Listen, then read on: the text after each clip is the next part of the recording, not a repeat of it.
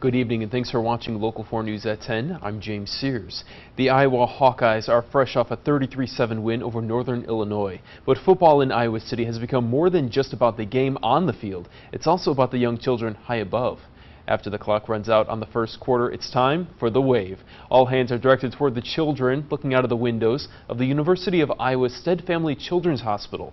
But one of those young patients, a 10-year-old girl from West Burlington, Iowa, got to take the experience even further. Local 4's Sean Logan takes a look at how she's honored by the team and fans. It's amazing. I'm really excited. Instead of looking down on the gridiron like many pediatric patients in the University of Iowa Stead Family Children's Hospital, Gwen White is on it. While she might only stand a little higher than the waist of Iowa Hawkeye standout Julian Vandervelde, she got the welcome of a star player. It's just great to see her be able to be a kid and just have a fun time and just enjoy the day. The kid captain is part of a pregame tradition on the 50-yard line when the Hawkeyes are home, entering its 10th season, to recognize a kid facing a difficult and different kind of opponent. Gwen has juvenile dermatomyositis, and it is a rare autoimmune disease that attacks the muscles and the skin in the body.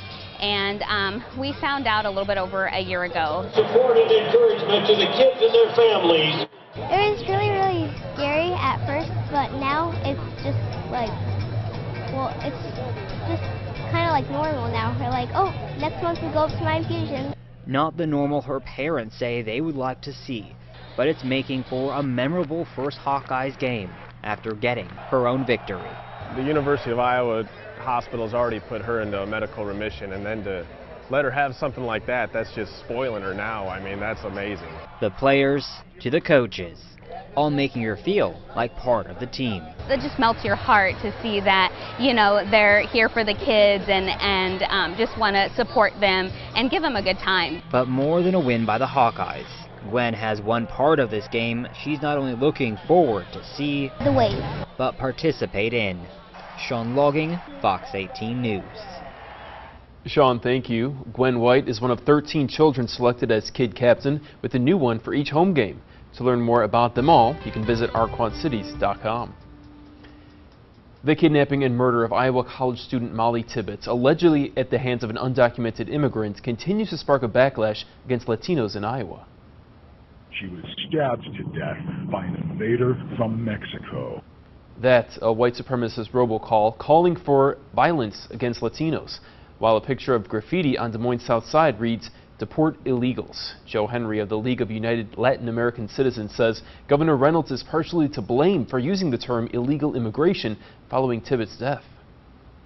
Sure, she knew that attacking immigrants would also then attack Latinos, because we are connected to the immigrant community.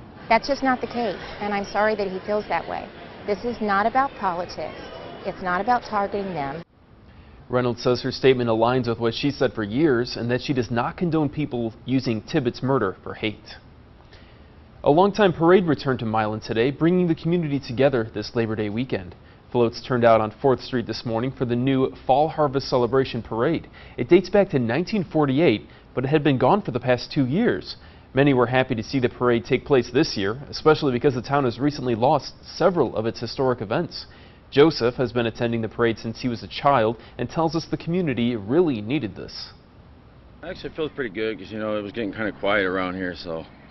Of course, I don't really live here in Milan. My parents do. I stay in Moline. We just come here because he went to go to the parade, so we got up early.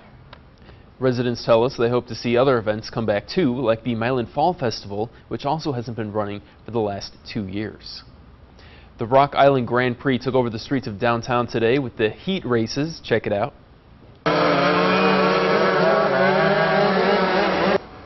The go-karts raced around 3 blocks for 4 hours this afternoon, right past our Local 4 News studio.